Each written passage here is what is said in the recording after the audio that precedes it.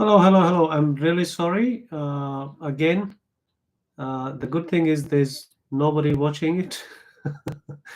But the reason why I'm 5 minutes late is because again I'm new to this.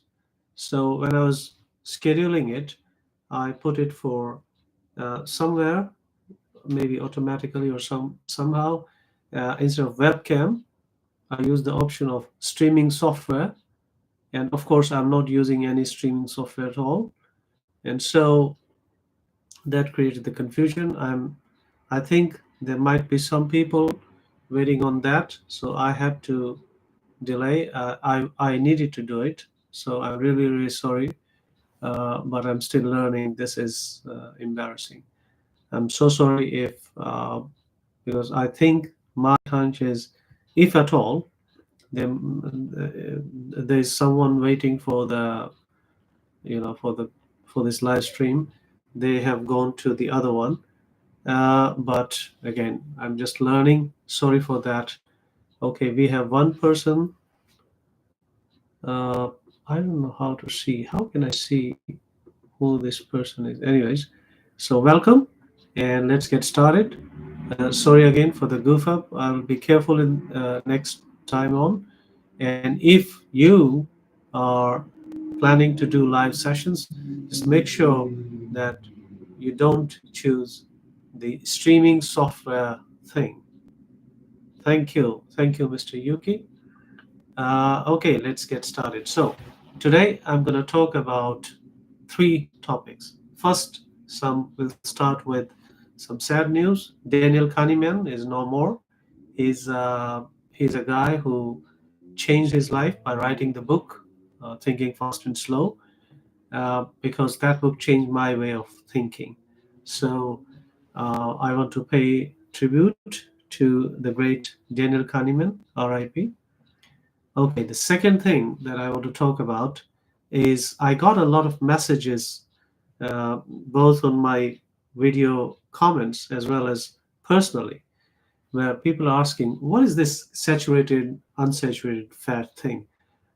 Because as you know, if you are my regular subscriber, you might know that you might have known that um, my Anselki's video got a lot of viewerships, and so um, people are really interested in knowing what's a saturated fat and what's an unsaturated fat and what is this all about. Why sometimes we say saturated fats are good and sometimes we say unsaturated fats are good.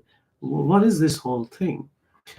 And the third thing I'm going to talk about is also related to, even though this is a science channel, but I think a lot of people want to know about how to be healthy using scientific methods, how to use science to benefit their health.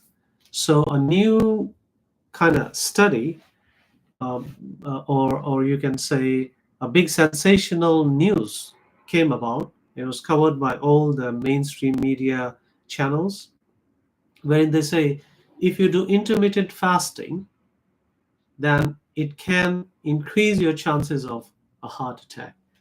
And this is, I want to talk about it actually. I read that thing that they were, uh, this news channel media is trying to project as research result. It's not a result. It's not a result of research.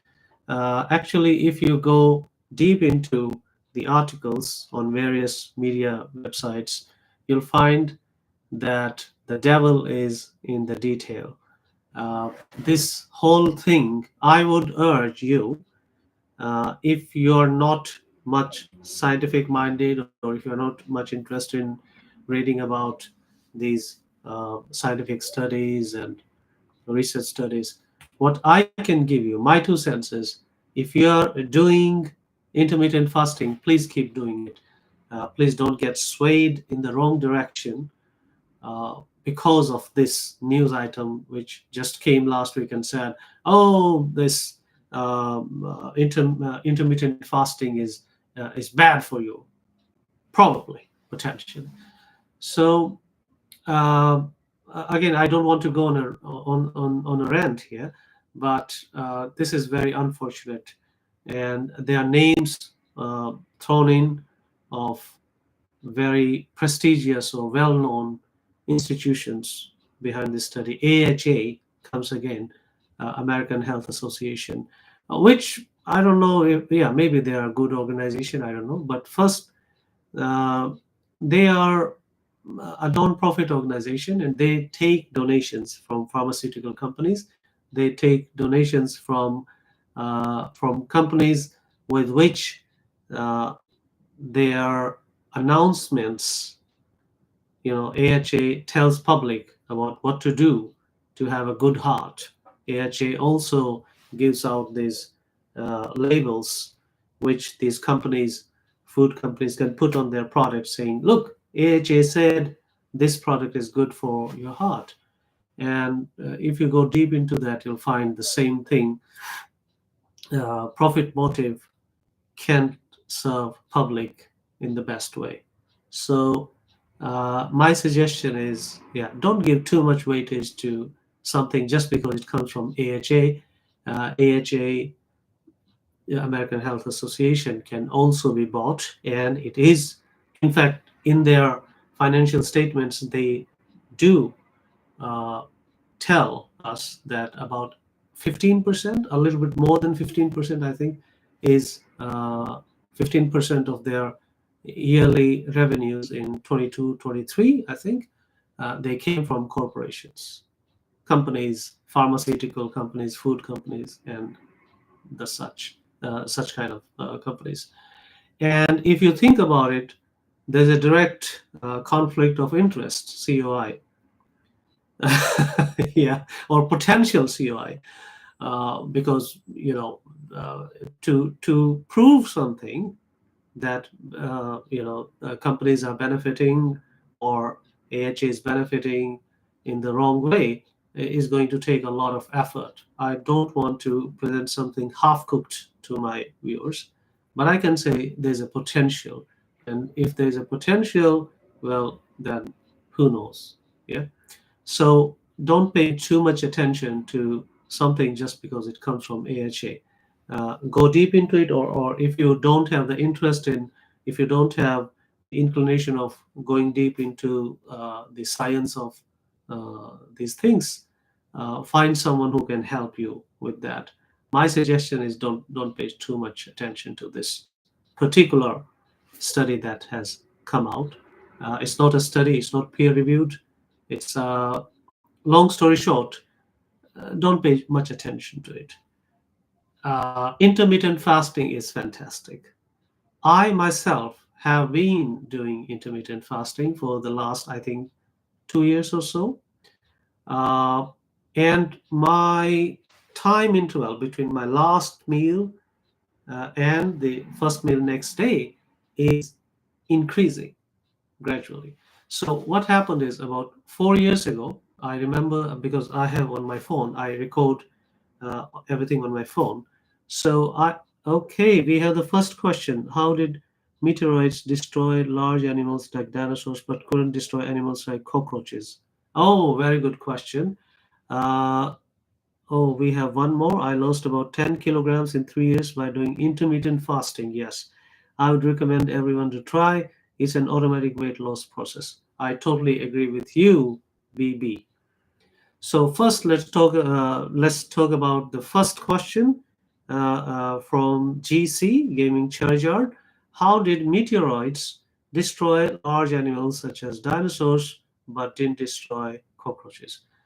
So when scientists tell us, when we are told in science books and by our teachers that meteorites destroyed dinosaurs, the imagination that this story might lead us to, it would can be that these meteorites directly, hit the dinosaurs, and because dinosaurs were such big animals, because that's what you see in uh, in Jurassic Park movies. So we imagine that, okay, these all of these dinosaurs were these huge animals, very big moving castles, kind of things which were easy to hit by these meteorites, and that's how these dinosaurs were killed. Sorry. So just give me 1 second, please.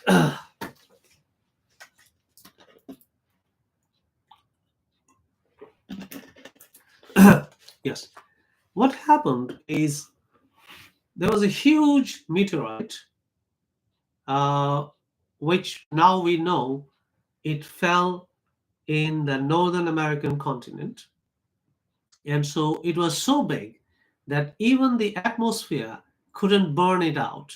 Usually, what happens is these shooting stars that you see, these are nothing but these rocks from the outer space, meteorites, that eventually burn when they enter the atmosphere. And we think these are shooting stars. These are not stars at all, these are just rocks, meteorites.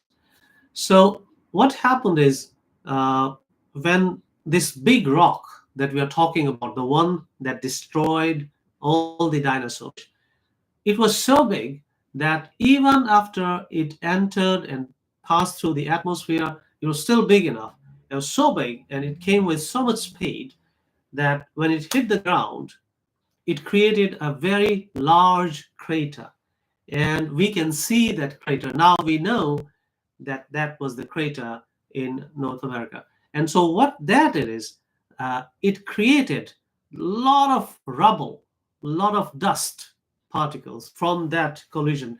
It went up into the sky, and something similar to I don't know if you remember this story about this huge volcanic mountain spewing out smoke in northern Europe, one of the Norwegian countries, which disrupted air traffic all across the world, and of course in Europe very, very heavily. Why? Because when the sky is covered with so much rubble, so much dust, so much sand particles, dust particles, it makes the sunlight, unable to come to the ground.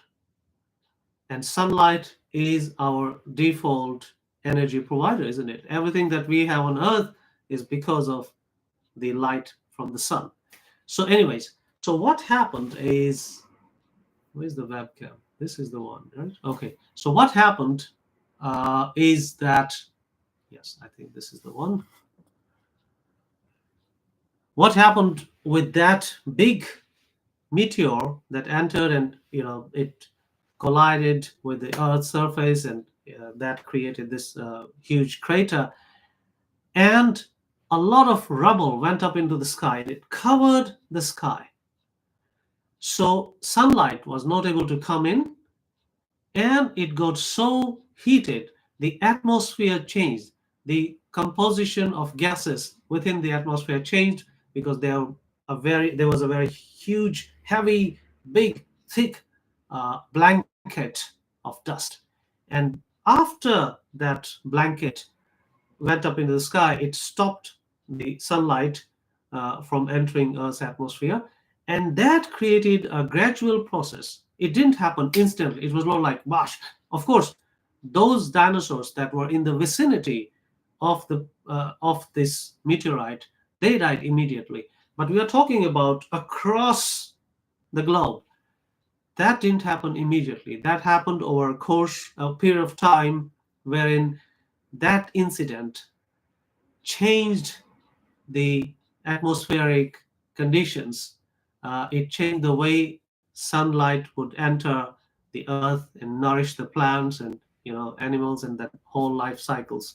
So that was the reason why cockroaches were able to survive, is because cockroaches do not necessarily need sunlight to survive. They can survive anywhere. They can survive in any condition. So smaller animals, and that's what Darwin meant by survival of the fittest. Survival of the strongest is not what Darwin said. He said survival of the fittest. Uh, what do you mean by fittest? Fittest means those organisms or those creatures that can bear the brunt of the atmospheric changes and other changes uh, that can affect the biological sustenance on the planet Earth. So that's how it happened. It was a very good question. So yes, cockroaches can survive in, for example, underground for many many years. Yeah, for I don't know the lifespan of a cockroach, but I suppose it should be long enough for them to. So maybe I don't know. Let's look at how long can a survive. How long does a cockroach? Wait a second. What's the lifespan of a cockroach?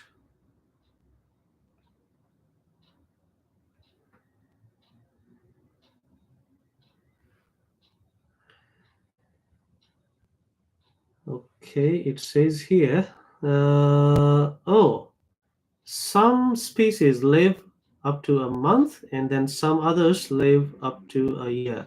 So let's say a year. Let's take an average 1 year life for one cockroach. So cockroach can live its life without needing any direct sunlight. But the other animals, they need, if they are vegetarian, let's say if they are herbivores, they need plants, but plants can survive without sunlight. If they are carnivore, then they depend on those herbivores. Meat eating dinosaurs needed plant eating dinosaurs as their food, but plant eating dinosaurs needed plants, but plants needed sunlight to make food. So plants died, herbivores, dinosaurs died, and then the carnivores died. So that was the whole chain of events. Cockroaches can survive, not only cockroaches, but there were other species. Sharks survived. Why? Because they don't need sunlight. They can survive in water, in oceanic waters. So that's the answer to your question. Thank you. It was a fantastic, fantastic question. Now, yes, we have another comment from BB saying they lost. Okay, is there any sixth state of matter? Yes, there is. There are about 13, 11, 13, no, 11 dimensions. Yeah, there are about 13 states of matter, or even I think some say 23. So we know the five that we can observe or we can at least imagine. And those five are solid, liquid, gas that everyone knows about. And then when you heat gases, they form a clump of ions, and that's a plasma. But if you cool down solids to absolute zero, it becomes Bose-Einstein condensate. So these are the five. But then there are even more states of matter. So what's a state of matter? A state of matter is a physical form in which matter can exist. For example, water. Water is the most simplest example. Water can be found in nature as ice, and as liquid water, and as water vapor, as steam in some cases, right? So yes, these are all forms, different forms of water, but it's the same, water, H2O. It's the same molecule of water in all of these different forms of matter. So forms of matter is basically in how many physical forms can a substance be found in nature. But yes, scientists can also create states of matter by changing temperature and pressure. Basically, state of matter is all a matter of playing with the temperature and pressure, because temperature and pressure are physical realities that we live in. We need temperature, isn't it, to survive, and we have an atmospheric pressure on us. So as long as you're able to change these two things, then you can make a substance, for example, a water molecule, uh, be physically present in different ways. The way you see them, you see, there's something different, isn't it? So that's the state of matter. Yes, I think I read it somewhere that you have in total about 23 states of matter, which is fascinating. That gives me an idea. Actually, I made a video a long time ago, about 3 years ago, I think, about the 5 states of matter. But I think in the future I can even extend to all the 23 states. But basically, that's just factual information sharing. But if I can find a story in that, because my channel is all about telling stories of science, humanizing science, making it interesting. And storytelling is one way in which you can make science interesting to the common people. So that's the whole purpose of my channel.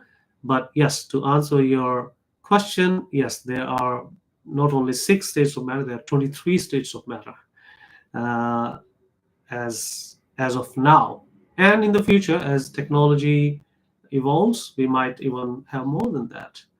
But practically speaking, yeah, 5 is more or less enough. In fact, Bose-Einstein condensate is also not easily achievable, and that's why Bose did not get a Nobel Prize, because it was just theoretical in his time. But later, other people won Nobel Prizes because they realized Bose-Einstein condensate. You need a temperature of minus 273.15 degrees Celsius, which is called 0 Kelvin, or absolute zero.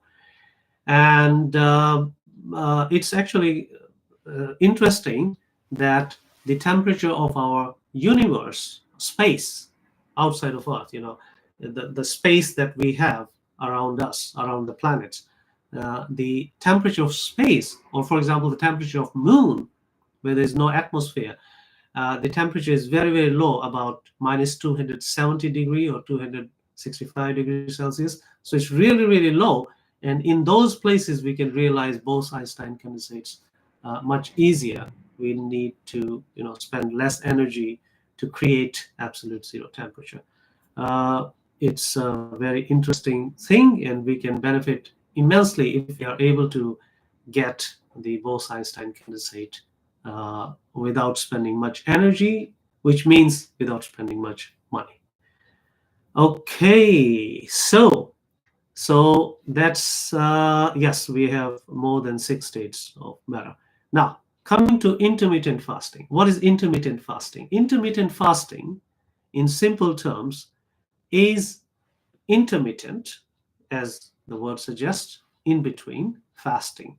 So all of us, or almost all of us, when we are sleeping, we can't eat, yeah, in normal conditions. And so, and yes, that's why we call the first meal of the day breakfast. Breakfast. You break the fast. So what fast? The fast that you had during your sleep, where you didn't eat anything. So intermittent fasting is actually moving this breakfast very near to the lunchtime. So having a lunch, or having your breakfast, technically speaking, at about noon. So what happens, let's say, for example, you eat your last meal at, let's say, 9 p.m. You finish your last meal at 9 p.m. Okay, we have one more question. Why do our nose and ears make waste even if the waste is not necessarily necessary for survival? Oh, that's a good question from KP. Yes, our nose and ears, they make waste because it's necessary for survival. Now, it might look and smell and feel like waste, isn't it? If you have cold, your nose is full of, phlegm and bad looking and bad, so-called bad things. But actually, these are necessary for you. So the body creates phlegm and boogers as a response to the environment that you live in. So, for example, if you get cold, what the body is doing is they are trying to fight against the virus or bacteria that has caused the cold. And in that process, the body produces these mucus-like things that can protect your body internally. And of course, then it becomes a waste. It creates these things as phlegm or as spitty things, and which you ultimately have to bring out of your body. but these are not unnecessary for your survival. In fact, if someone has, if you or let's say if a person doesn't have the ability to create these so-called waste things inside of their noses and the trachea and ears and thing and eyes, then there's a very high chance that they might not live for a long time, or they will have to be on medication for all of their life, because what your body is not able to produce, but it needs to produce. Well, you have to take medicine, you have to take outside help, isn't it? So ears, yes, I suppose you're talking about earwax. Earwax is needed. Now you might say, well, we don't need it now, but in reality, yes, because this part, the ear skin, is exposed to the environment.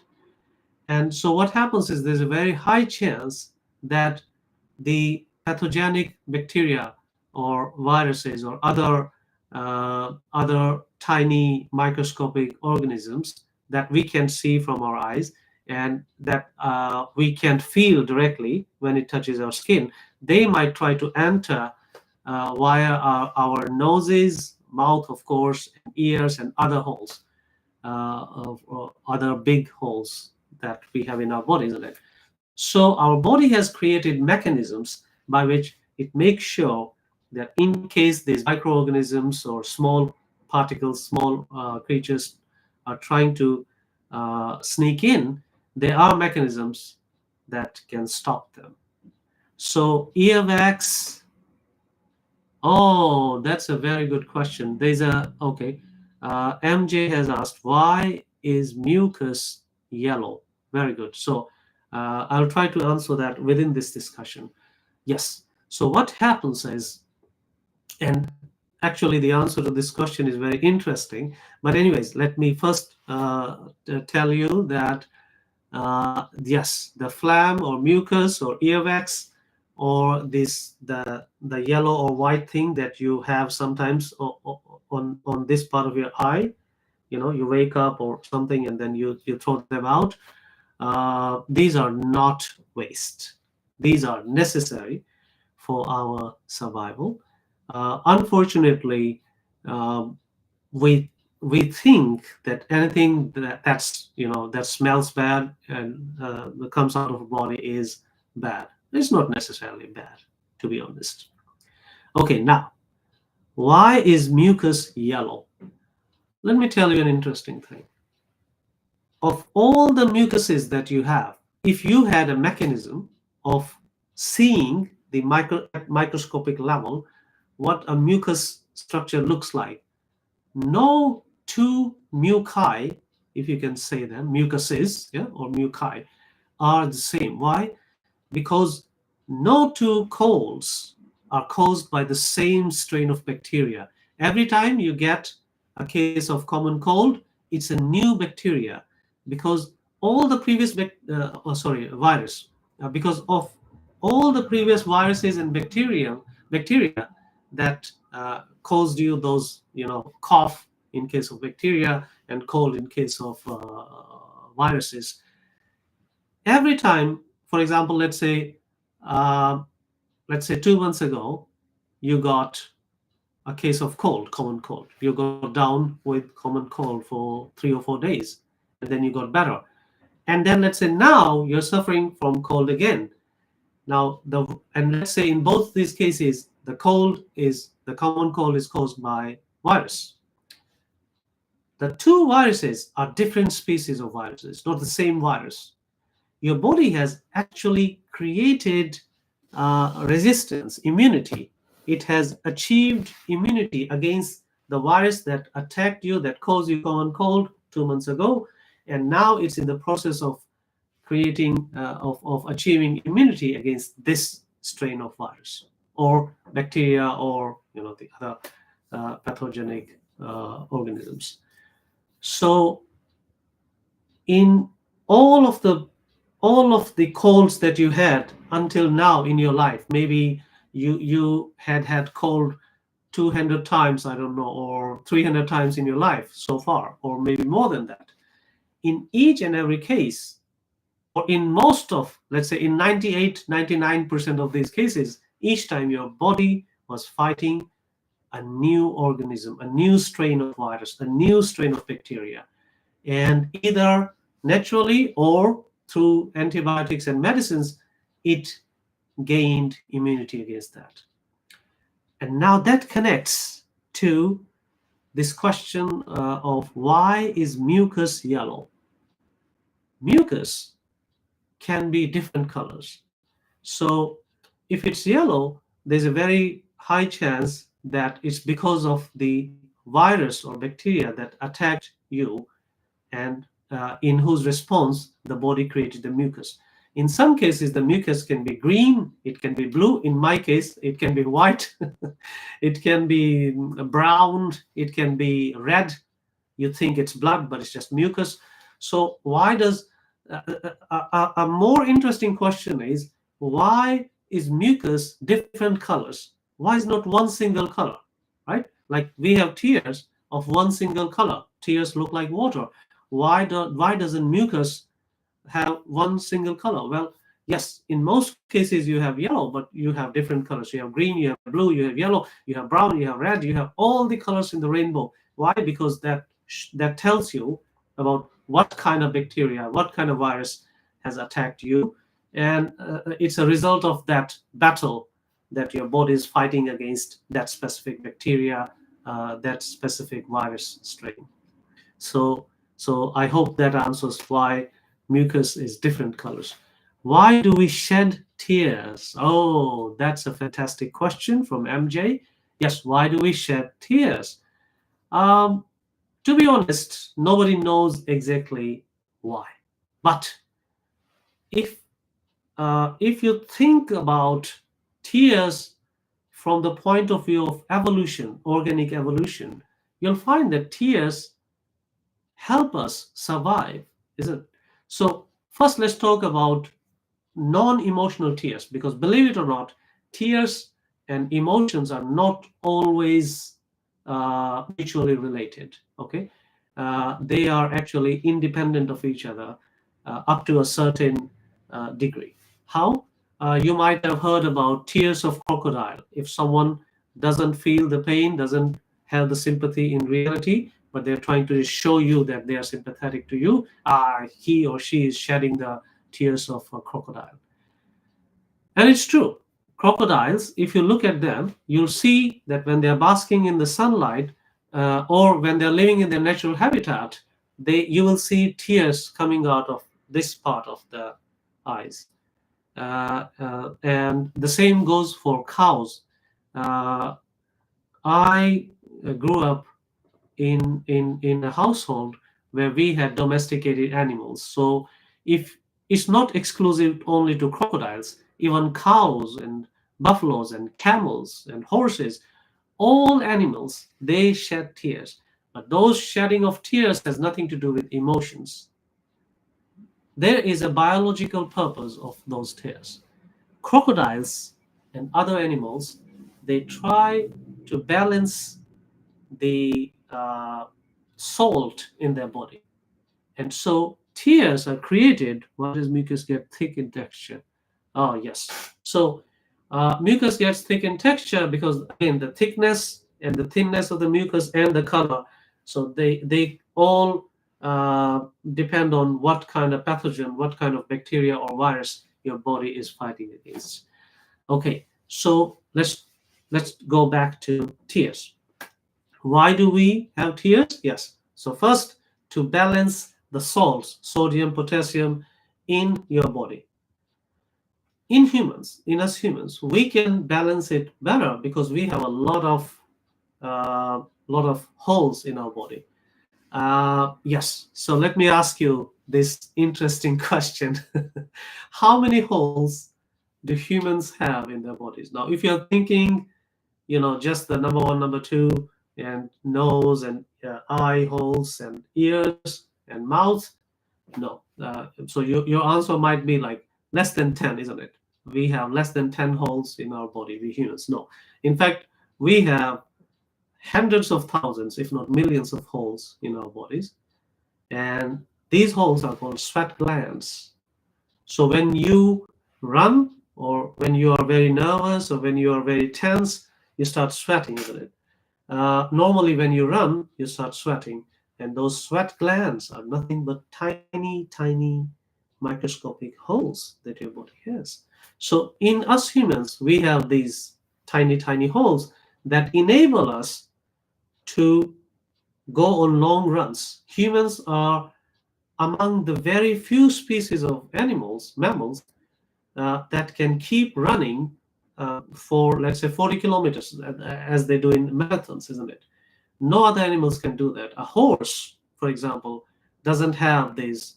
They can either run, or uh, they heat up. Yeah.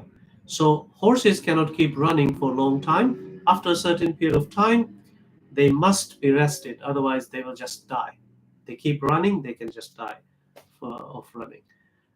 So we have this luxury. We humans have this luxury, or let's say we apes have this luxury, uh, but humans especially. How about, okay? How about crocodiles? No, they don't have. So the only thing that they have is eyes, and through which they produce tears. Tears have two biological purposes. There are many biological purposes of tears, but just to keep our argument uh, on the topic, because then we also have to go to the emotional side of it. So the first, number one reason is to keep the eye moist. Now, if you have ever used contact lenses, you will see, because I used to use contact lenses back in the day, about 15 years ago, and then I discontinued the use of them because uh, I was working and living. My house had air conditioning, and my office had air conditioning. Air conditioned air is very dry. There's no natural humidity in the air. And as a result of that, my eyes would get dry, and the contact lenses in them would start getting, irritating. So I discontinued the use of contact lenses because of that. So what happens is, in normal conditions, tears, a thin film of what you call tears, is always there on our eyes, and on the eyes of a crocodile, or deer, or horse, lion, all the animals uh, that live on land, because we need moisture. We need it to stay moist. All the holes that we have, including our eyes and noses and mouths and ears and other places, they maintain some degree of moisture, so that doesn't get dry, because those cells inside of our body, uh, they need moisture to keep functioning. So that's the first function, to keep the eyes moist, so that it can keep functioning. The second is to shed. Sometimes do this. If you eat a 3 cheese pizza or a 5 cheese pizza with a lot of salt in it, you will see that for no reason, I have felt that you start having tears, not from here. The difference is here versus here. Sometimes I start shedding tears because I had a lot of sodium, a lot of salt. So that can happen with you. Uh, so so these are the two biological functions that we can understand in simple terms, is why tears evolved. But now let's connect it to emotions. Mammals, especially humans, as you might have heard, about 70 to 80% of our communication is non-verbal. We don't speak, we only speak 20 to 30% of the time, and the rest, 70 to 80%, we understand non-verbally. How? We see the person, we see their face. If you look at a small infant baby, or a 1-year-old child, it doesn't know the language that you speak, of course. It will look into your eyes to understand. So eye to eye communication is one of the easiest and simplest communications that you have. So I think as a result, because this organ is now also responsible for, let's say, 50% of your communication, it has now special purposes that have evolved because this organ has become more important, because let's say this organ or eyes are responsible for, let's say, 50 or 60% of all of your communication, in the sense that we need non-verbal communication. So tears then evolved in us humans to also show our emotions, to and once you are able to communicate your emotions using the tears, it creates more cohesiveness. It creates a more connectedness with the group, and that helps you survive better than an individual who is considered cold. Yeah, there are cold people who never shed tears, even if something tragic happens, even if their dear ones die, or something really really bad happens, you never see these people shedding tears. And these are social outcasts. They're like, he or she is a cold person, let's, yeah, just stay away from them. So that's the biological that's the third biological evolutionary explanation why do we have tears. Okay, fantastic. It's going great so far. YH asks, is it safe and healthy to get a permanent body hair removal? Oh, I don't think that's safe.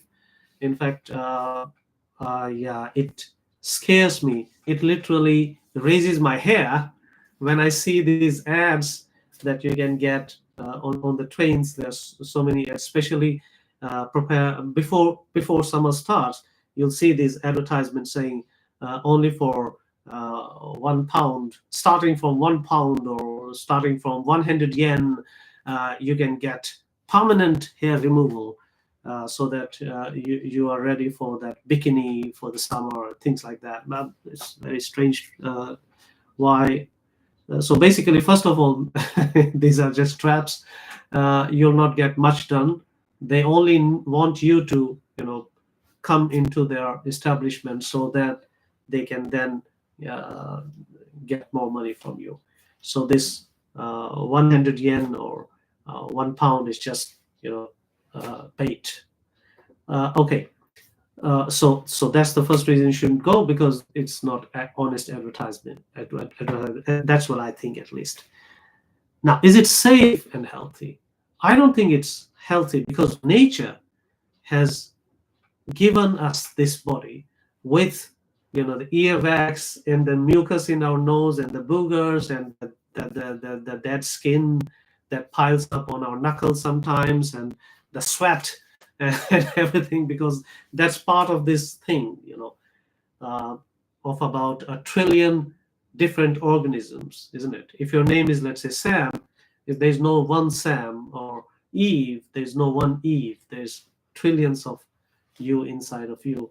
There are bacteria and other organisms inside of you. So you are not one single organism. You're a bunch. On your skin, you'll find uh, many species of microorganisms. On your face right now, I'm talking to you.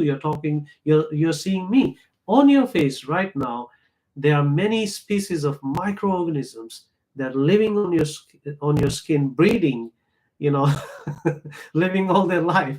But we are all good. Why? Because that's how we evolved. Now, if you take things such as our body hair, and if they use some laser technology of some kind, wherein the hair never comes back. The hair has a purpose. So nature has given you these hair, and by the way, you have the same number of hair on your body that, let's say, a gorilla has. The only difference is how thick that hair is. So the hair on your body is there for a reason.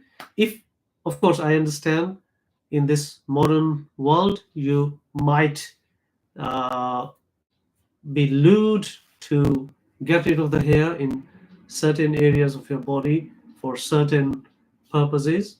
But it's better to shave them instead of removing them permanently, because permanently removing them creates a lot of imbalance in the heat management of your body, and that's never good. Especially if you're a lady, yeah, just go to any doctor and ask them. Uh, Go to a doctor or go to a medical professional who you know personally or who you trust, and they will give you why it's a bad idea. So I suggest not to go for that.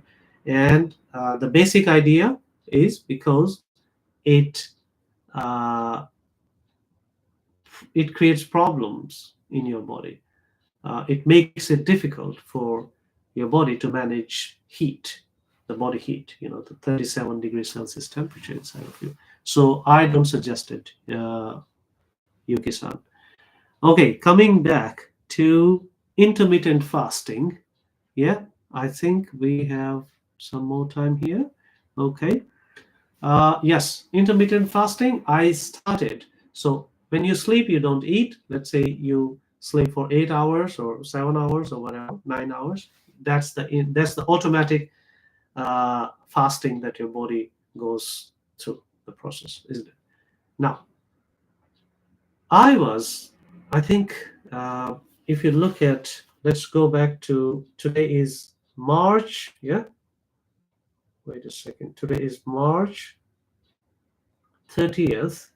So let's go 1 year back because I record my weight, and let's see my weight. It's, where did it say?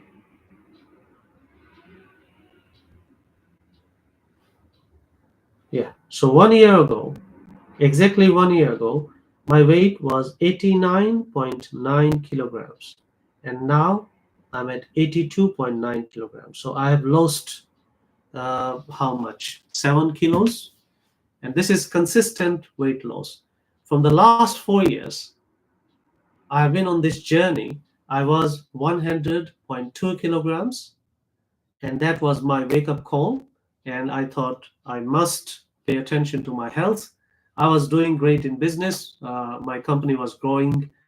We were getting a lot of business. It was just a great stroke of luck. Long story short, as a result of that, I was eating too much. I was traveling too much and I was eating really badly. And so when my bathroom scale hit 100.2 kilograms on April 4th, 2020, or April 18th, sorry, April 18th, 2020, that's the date. We had just finished these, the new recruit programs, and I was just relaxing, and that's the day I remember the date exactly. I was 100.2 kilograms. That's the first time in my life that I saw with my own eyes that my body has crossed 100 kilograms. I have zero point 0.1 ton, and that's a terrible thing.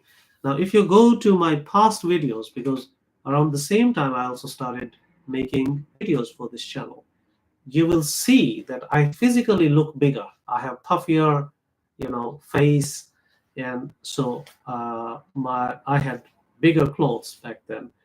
And so then I started my getting back to healthy weight process.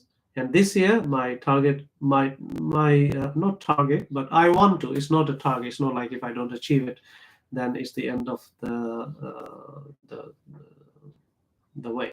No, I want to get to 80.9 or 81 kg. I'm just 2 kgs away from that. I think I'll achieve that. And a big role of intermittent fasting has played a big role in me realizing this consistent weight loss. So I stopped eating non vegetarian food, which I used to eat a lot, to be honest with you. Chicken, basically. I made a lot of changes. I controlled my sleep, in the sense that I was sleeping very less, and then I started sleeping.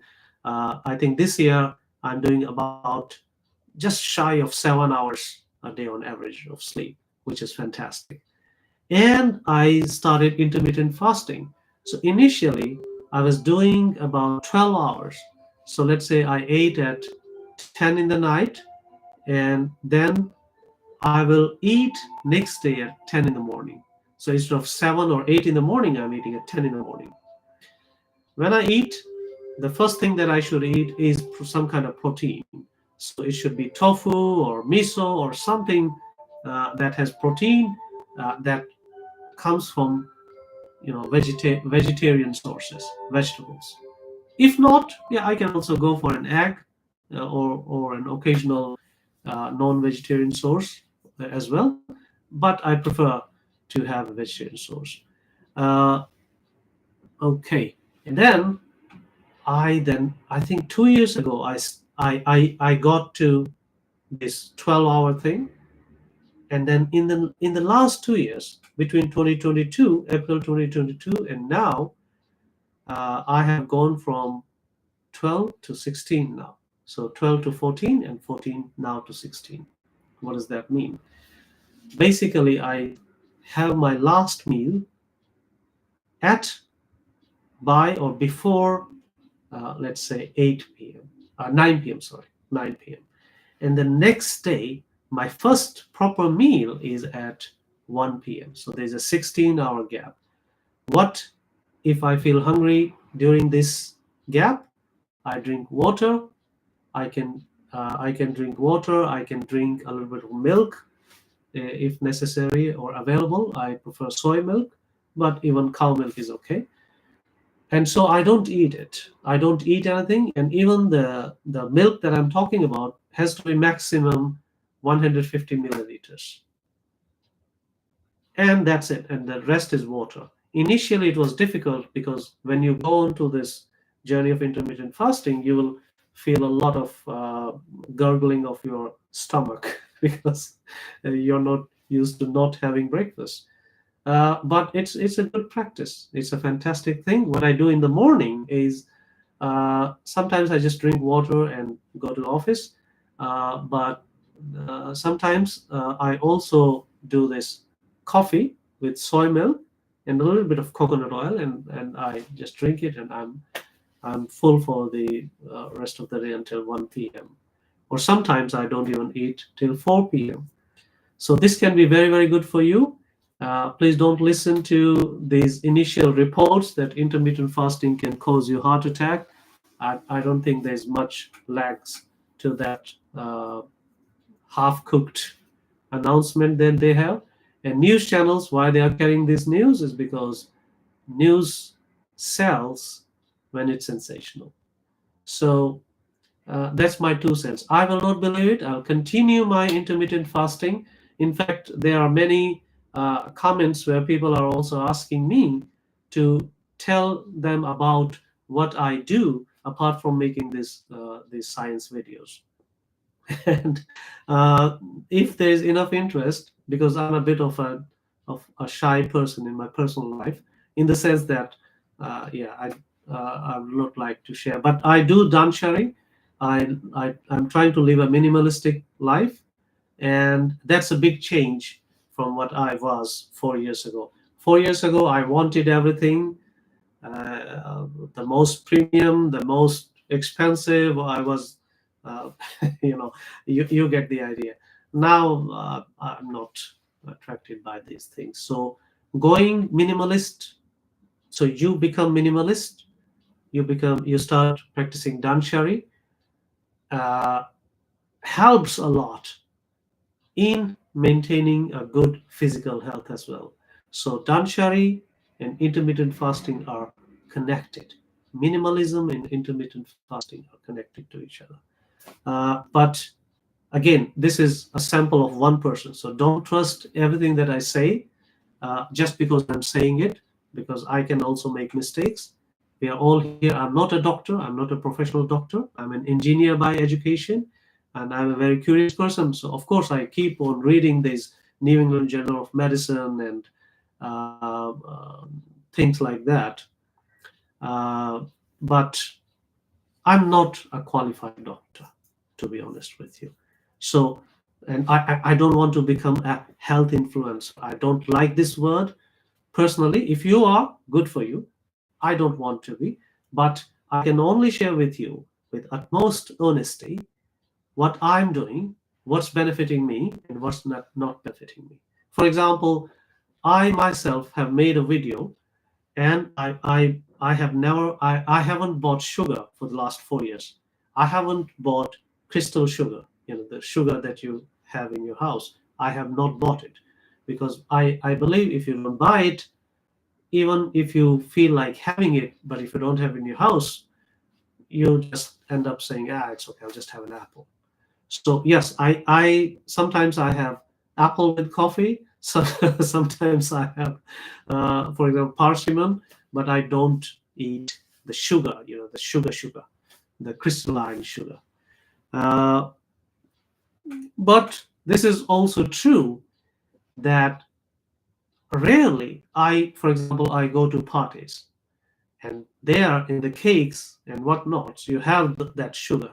So when I eat that sugar, next day, because I record my weight almost every day, I'm on I have a automatic schedule. I just wake up, you know, uh, go to the toilet, and then measure my weight and write it on, record it on my phone now. I used to write it on the wall. So yes, in my personal case, if I had sugar in the form of, it being in a cake or a pastry or things like that, next morning my weight goes down without exception. But that's me. That doesn't mean, because it's sample of one, that doesn't mean that you will also have that effect. But I have to be honest with you. It goes against my way of thinking, but it's truth. It's true. And I have to be, when I have to choose between what's written somewhere in a book, or what should be there in, according to a theory, and if that theory in a book goes against what I see in real life, I'll always go for the real life thing, because that's what is true. That's what is more true than something written somewhere. So I do not believe, I don't eat sugar on a regular basis, but one of those very few occasions that I have it, it actually helps me reduce my weight next day by 100 or 200 grams. Strange. Anyways, sorry, I spent the last 10 or so minutes talking about myself. Yes. Yeah, I think that's why I became a YouTuber. Anyways, so thank you so much. Yes, sorry for the goof up in the beginning. Yeah, I'm still new at this, so the video didn't start, so I had to start this new stream. Thank you so much for listening in. Thank you for your amazing questions.